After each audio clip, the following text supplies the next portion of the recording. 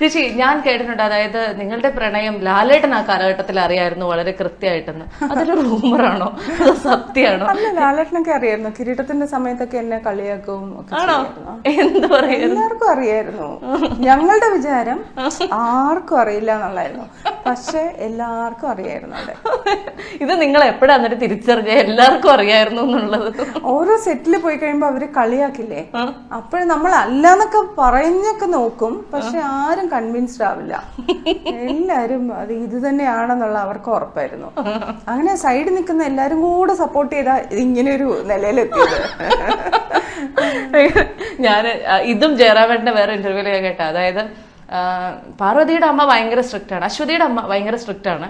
അപ്പോൾ ഒരുമിച്ച് അഭിനയിക്കേണ്ട സീനുകളൊക്കെ വരുമ്പോഴത്തേക്കും പരമാവധി ആ സീൻ ഒഴിവാക്കാനുള്ള ശ്രമങ്ങൾ അമ്മ നടത്തും.